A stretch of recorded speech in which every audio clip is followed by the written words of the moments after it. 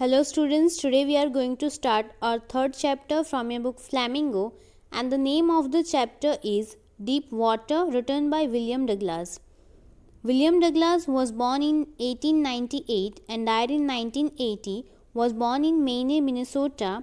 After graduating with a Bachelor of Arts in English and Economics, he spent 2 years teaching high school in Yakima.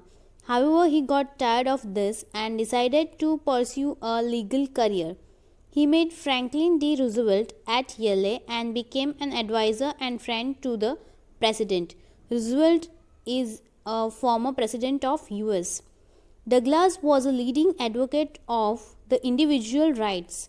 He retired in 1975 with a term lasting 36 years and remains the longest serving justice in the history of the court. The following excerpt is taken from Of Man and Mountains by William O. Douglas. It reveals how, as a young boy, William Douglas nearly drowned in a swimming pool. In this essay, he talks about his fear of water and thereafter how he finally overcame it. Notice how the autobiographical part of the selection is used to support his discussion of fear. So the story has been taken from the author's autobiography of Man and Mountains. Remember, the students, that the story is taken from the author's autobiography of Man and Mountains. In this story, he tells about his fear of water and how he conquered it by determination and willpower. So let us begin this chapter without wasting time. It had happened when I was 10 or 11 years old. I had decided to learn to swim. There was a pool at the YMCA in Yakima that offered exactly the opportunity. The Yakima River was treacherous. In these lines, YMCA, it means Young Men's Christian Association. It's a name of a club. Yakima is a place in Washington, USA. Treacherous, it means dangerous. In these lines, the writer William Douglas narrates his experience. He describes about his own experience. He was 10 or 11 years old when he had joined the YMCA swimming pool to learn swimming. He did not go to the Yakima River to swim as it was considered dangerous. This shows that he had a prior fear of water. He has a fear of deep water. Mother continually warned against it and kept fresh in my mind the details of each drowning in the river. But the YMCA pool was safe. It was only 2 or 3 feet deep at the shallow end, and while it was 9 feet deep at the other, the drop was gradual. I got a pair of water wings and went to the pool. I hated to walk naked into it and show my skinny legs, but I subdued my pride and did it. In these lines, drop, it means slow from the shallow area to the deep area. Water wings, it means a pair of inflatable waterproof bags designed so that one can be attached to each arm, especially of a child learning to swim. Here skinny, it means thin. Skinny legs, it means thin legs. Subdued, it means to overcome. And pride, it means self-respect. In these lines, William Douglas' mother would warn him not to go near the Yakima River and would discuss the various incidents of drowning. He felt that the pool at the YMCA was safer than the Yakima River. The shallow area of the pool was only 2 or 3 feet deep, while the deep area was 9 feet in depth. The slope from the shallow area to the deep area was not steep. He also got a pair of water wings to prevent drowning. He did not like to wear the swimming costume which exposed his thin legs, but as he was keen to swim, he was very interested to learn swimming. He gave up his self-respect and wore it. Now the next paragraph. From the beginning, however, I had an aversion to the water when I was in it. This started when I was 3 or 4 years old and father took me to beach in California. He and I stood together in the surf. I hung on to him, yet the waves knocked me down and swept over me. I was buried in water. My breath was gone. I was frightened. Father laughed, but there was terror in my heart at the overpowering force of the waves.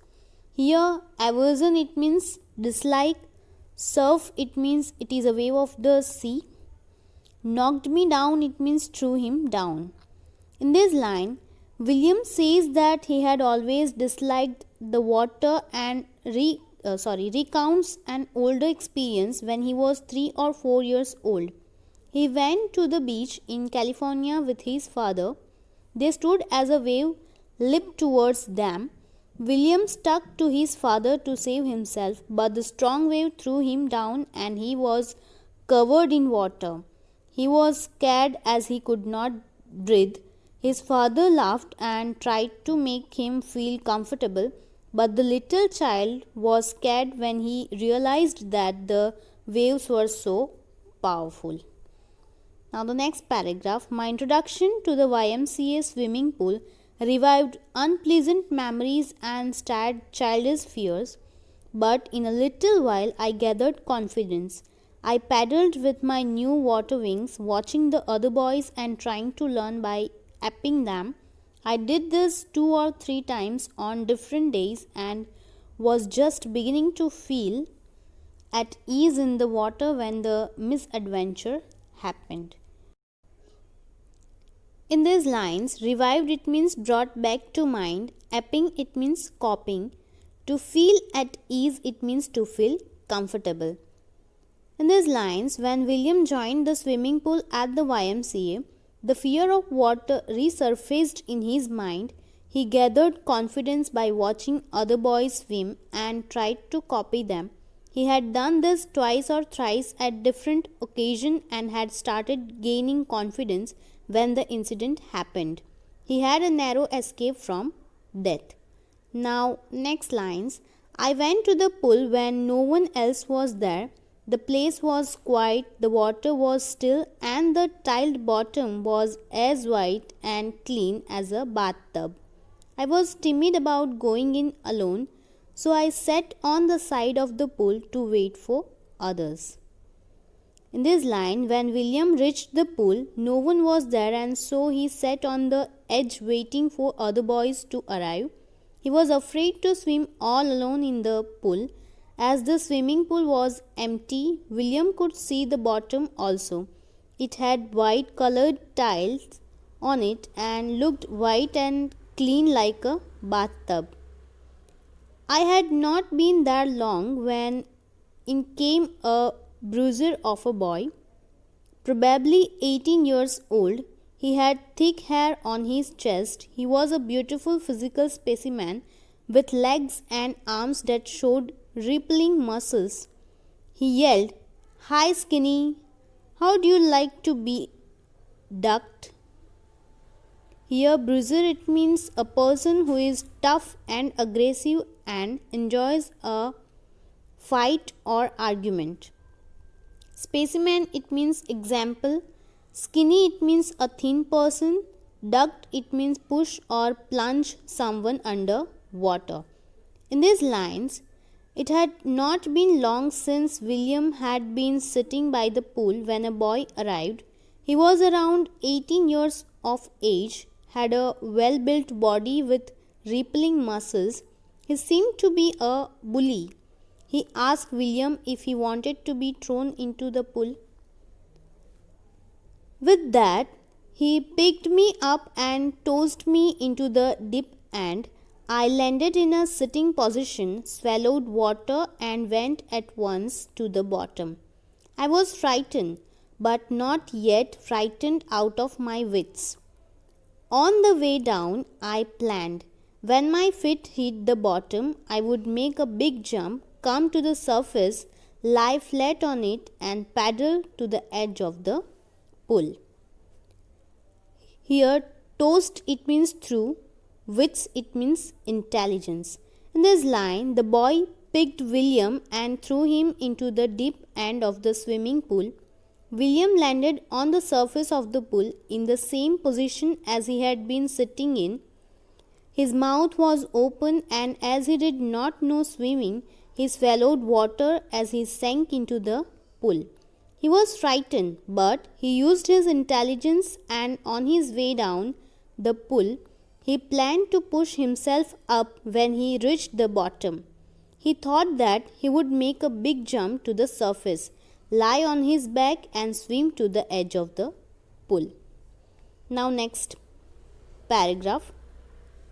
It seemed a long way down. Those 9 feet were more like 90, and before I touched bottom, my lungs were ready to burst. But when my feet hit bottom, I summoned all my strength and made what I thought was a great spring upwards. I imagined I would bob to the surface like a cork. Instead, I came up slowly. I opened my eyes and saw nothing but water. Water that had a dirty yellow tinge to it. I grew panicky. I reached up as if to grab a rope, and my hands clutched only at water. I was suffocating. I tried to yell, but no sound came out. Then my eyes and nose came out of the water, but not my mouth.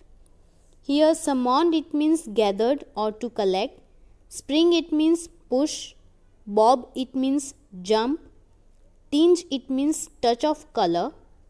Suffocating it means unable to breathe due to lack of air. Yell it means scream. In this line, William took a long time to reach the bottom of the pool. It seemed that the depth was 90 feet instead of 9 feet. He could not hold his breath and felt as if his lungs would burst. When his feet touched the bottom of the pool, he gathered all his strength and jumped upwards. He had thought that the next moment he would come out of the pool, but the opposite happened. His movement upwards was slow, and when he opened his eyes, he saw water all around, which was yellowish in color. William got scared and tried to grab something, a rope which would help him reach the edge of the pool, but he got nothing other than water. William was at a loss of breath and tried to scream for help, but no sound came out of his mouth. His nose and eyes came out of the water, but his mouth remained in it. Now the next paragraph. I flailed at the surface of the water, swallowed and choked. I tried to bring my legs up, but they hung as dead weights, paralyzed and rigid. A great force was pulling me under. I screamed, but only the water heard me. I had started on the long journey back to the bottom of the pool. In this line, flailed it means waved his hands, choked it means unable to breathe, and rigid it means hard. Here William waved his hands at the surface of the water for help, but he swallowed water and choked himself. He tried to pull his legs up, but they were very heavy and lifeless. He felt that something was pulling him towards the depth of the pool. He screamed, but his voice did not go out of the water. Once again, William started going down towards the bottom of the pool. I struck at the water as I went down, expanding my strength as one in a nightmare fights an irresistible force. I had lost all my breath, my lungs ached, my head throbbed. I was getting dizzy, but I remembered the strategy. I would spring from the bottom of the pool and come like a cork to the surface. I would lie flat on the water, strike out with my arms, and thrust with my legs. Then I would get to the edge of the pool and be safe. Here, expanding it means losing or giving out. Ached it means pained. Throbbed it means felt pain in a series of beats. Dizzy it means faint or unsteady. Strategy, it means plan of action. Strike out, it means extend. And thrust, it means hit with force. In these lines, William tried to save himself from drowning in the pool and tried to grab something. But as there was water all around, he could not do so. He compares his situation to a person who sees a nightmare and fights against the dreadful dream but is unable to ward it off. William was breathless. He felt pain in his lungs and his head felt a sensation of beating. He was getting unconscious, but he could recollect the plan to save himself. As his feet touched the bottom, he would take a leap and jump up to the surface in a jiffy. Then he would lie on his back, hit the strokes with his limbs, and reach to the edge of the pool to safety. Now next line.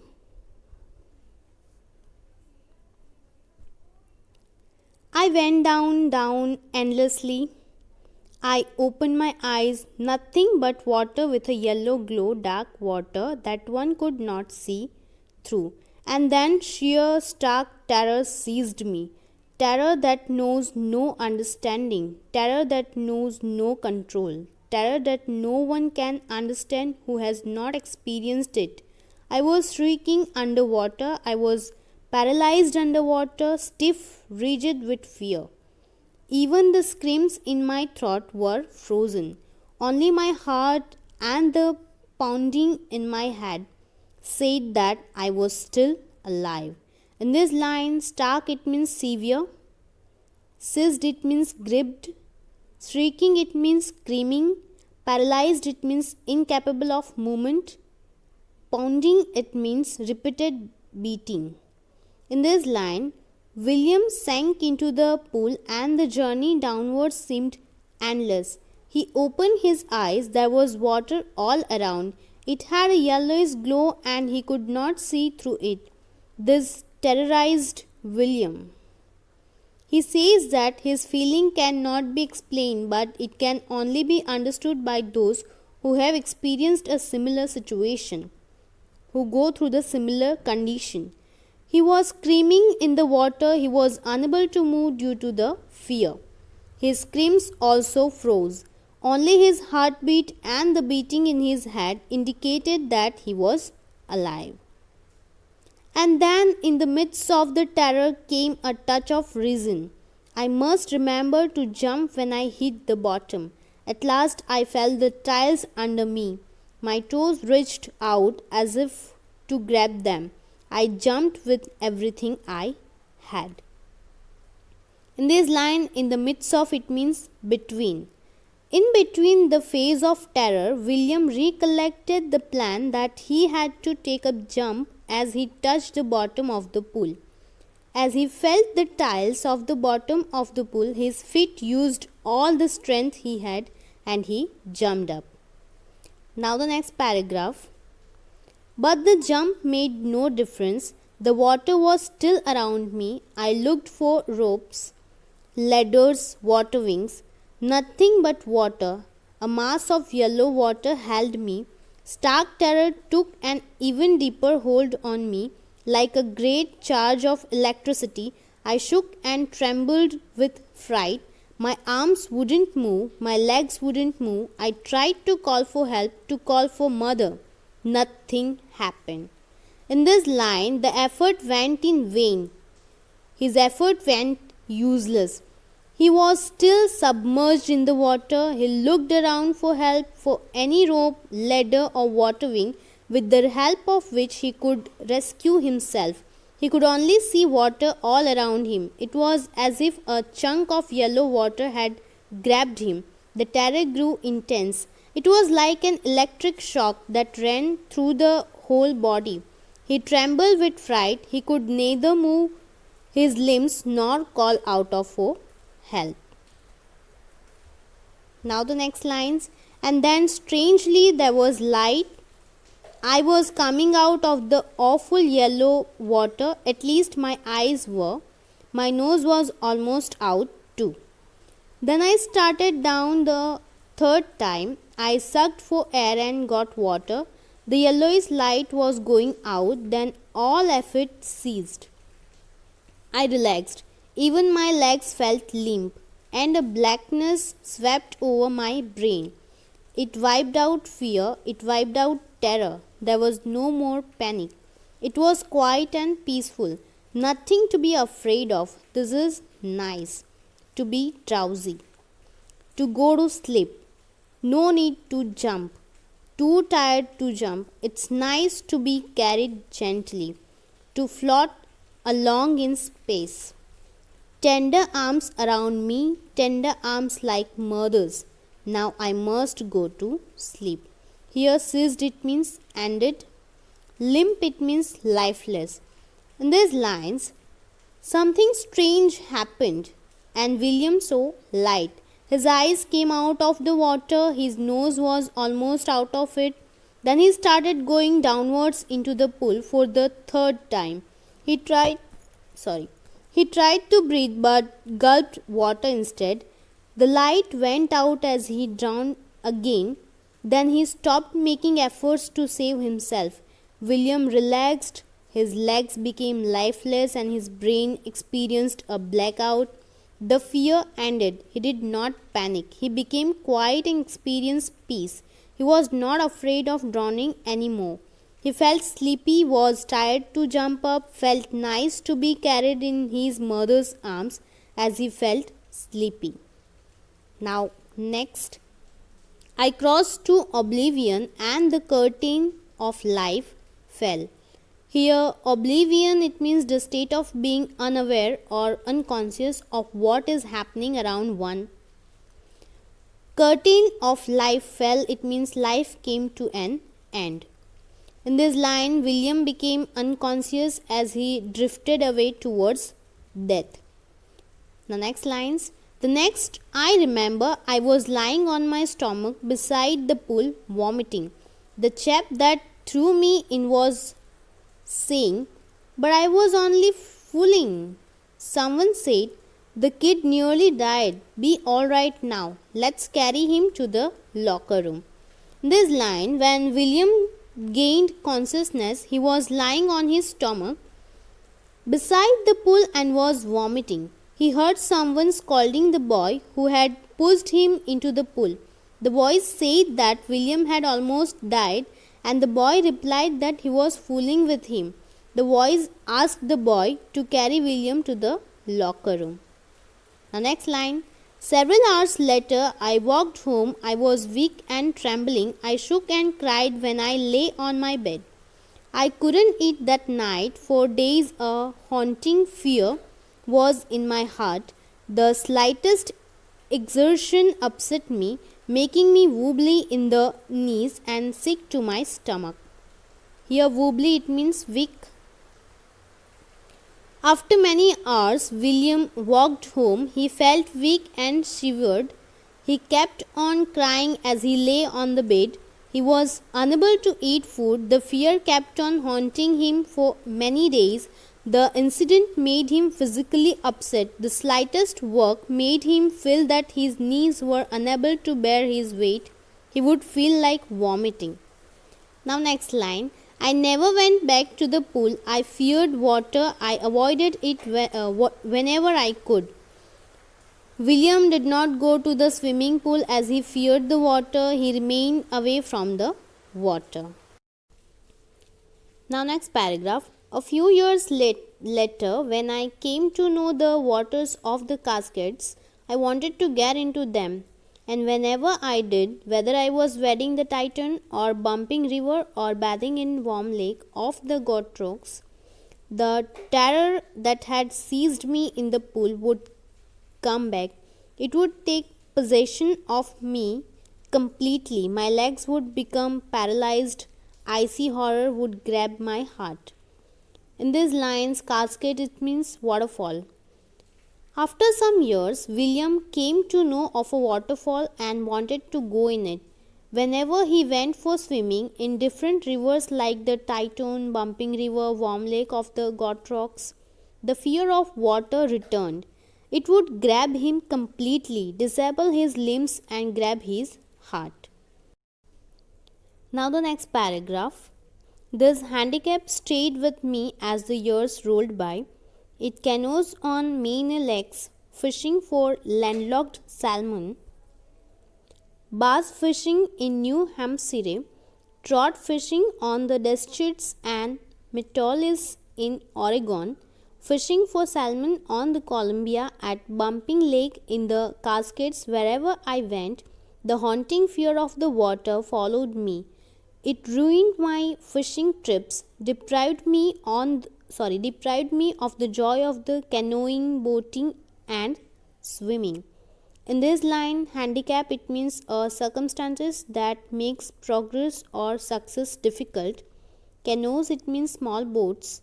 Ruined, it means destroyed, and deprived, it means to take away. In these lines, the fear of water remained with William as he grew up. On the boating trips to different lakes in the Maine region, New Hampshire, Deschutes, Metollis, Columbia, Bumping Lake, where he fished different varieties of fish, namely salmon, bass, and trout, the fear followed him. His fishing trips were destroyed as he did not enjoy boating and swimming due to the fear of water. Now, next lines. I used every way I knew to overcome this fear, but it held me firmly in its grip. Finally, one October, I decided to get an instructor and learn to swim. I went to a pool and practiced 5 days a week, an hour each day. The instructor put a belt around me. A rope attached to the belt went through a pulley that ran on an overhead cable. He held on to the end of the rope and we went back and forth across the pool. Hour after hour, day after day, week after week. On each trip across the pool, a bit of the panic seized me. Each time the instructor relaxed his hold on the rope and I went under. Some of the old terror returned and my legs froze. It was 3 months before the tension began to slack. Then he taught me to put my face under water and exhale, and to raise my nose and inhale. I repeated the exercise hundreds of times. Bit by bit, I shed part of the panic that seized me when my head went under water. In this line, cable, it means thick rope.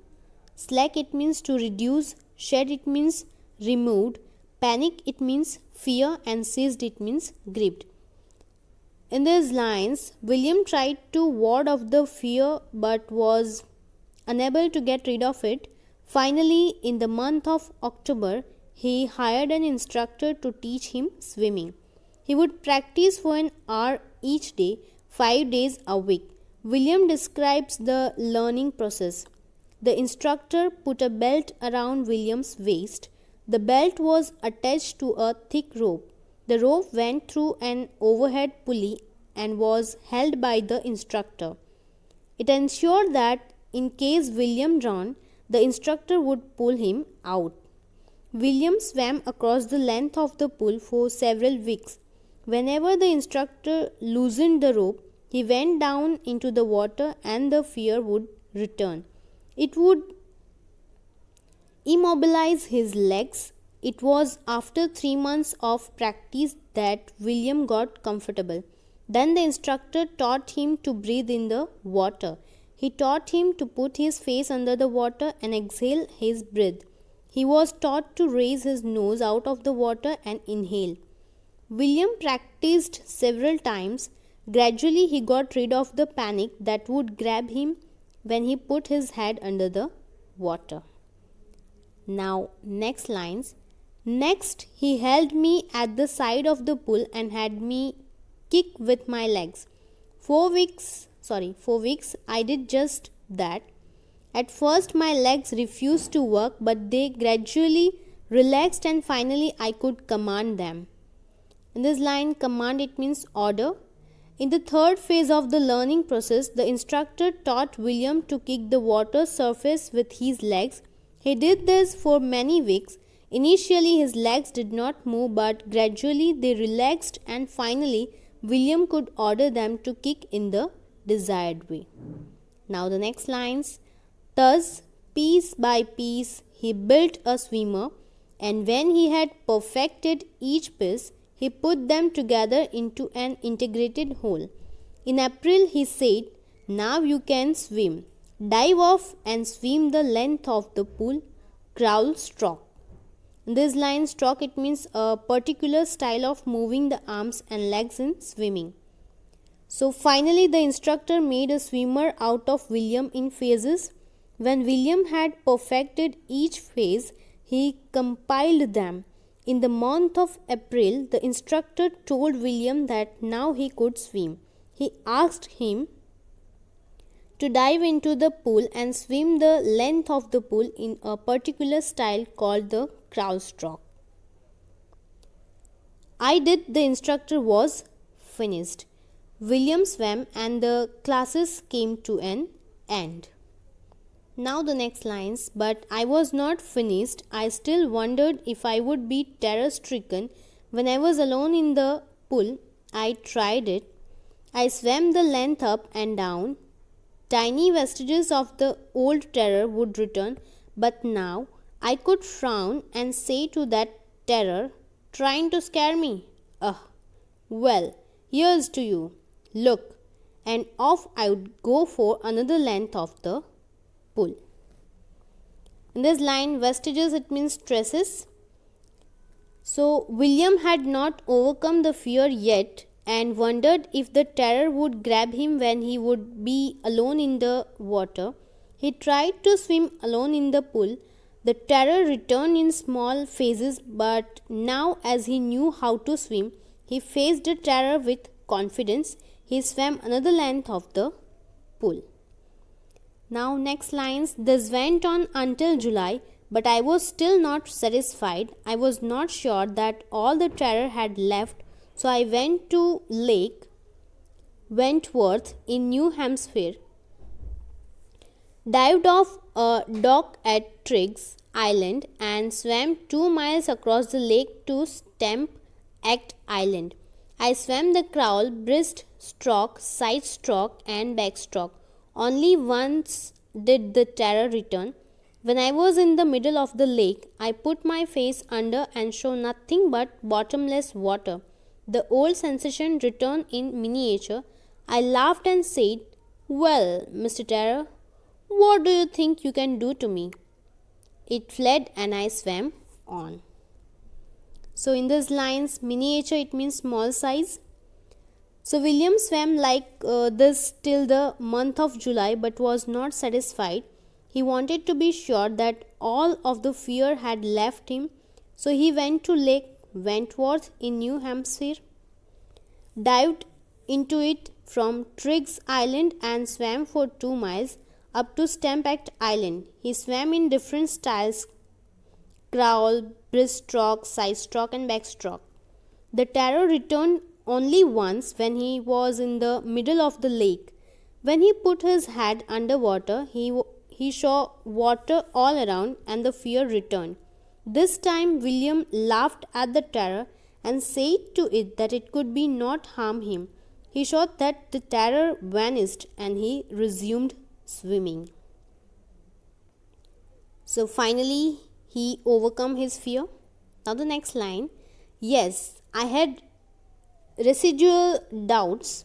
At my first opportunity, I hurried west, went up the Tytone to Conrad Meadows, up the Conrad Creek trail to Mead Glacier, and camped in the high meadow by the side of Warm Lake.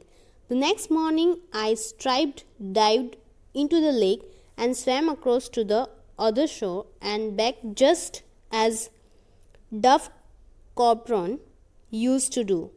I shouted with joy, and Gilbert Peak returned the echo. I had conquered my fear of water. Now in these lines, William still had some doubt about the fear, so he hurried towards the western direction. He went up the Tytone, reached Conrad Meadows, walked up the Conrad Creek trail to Mid Glacier. He camped at the meadow by the warm lake. The next morning, he wore the swimming costume and dived into the lake. He swam across it to the other end and returned just like the famous American Duff Corcoran used to do. William shouted with joy as he had overcome his fear. His voice resounded as the mountain peak named Gilbert Peak reverberated it. He had overcome the fear of deep water. Now the next lines. The experience had a deep meaning for me, as only those who have known stark terror and conquered it can appreciate. In death there is peace. There is terror only in the fear of death. As Roosevelt knew when he said, all we have to fear is fear itself. Because I had experienced both the sensation of dying and the terror that fear of it can produce. The will to live somehow grew in intensity. At last, I felt released, free to walk the trails and climb the peaks and to brush aside fear. So in this line, the experience had a great importance in William's life. He realized that death was peaceful and only the fear of death was fearful. He recollects the words of one of the President of America, Roosevelt. Roosevelt had said that all we have to fear is fear itself. As William had experienced death and the fear of death, his desire to live grew immensely. He felt released from fear and was free to walk up the trails and climb up the mountain fearlessly. So from this chapter, we came to know that Douglas was in the tight grip of a fear of swimming in water bodies and finally decided to get rid of it. He hired an instructor who taught him swimming piece by piece, and when he had learned it all, he combined all the pieces together and made Douglas a swimmer. Still, he was not confident and the terror would seize him time and again. Douglas wanted to get rid of all the fear, he wanted to conquer it. So he went to various lakes, dived and swam across them. He reverted sarcastically to the tiny vestiges of fear that would grip him time and again until all of it vanished away.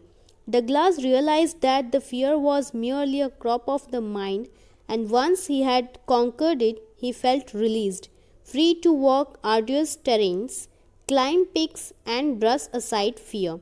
So Douglas had faced stark terror, and then by conquering it, his desire to live life grew intensely. So with this, our third chapter, Deep Water by William Douglas, is completed over here. Thank you.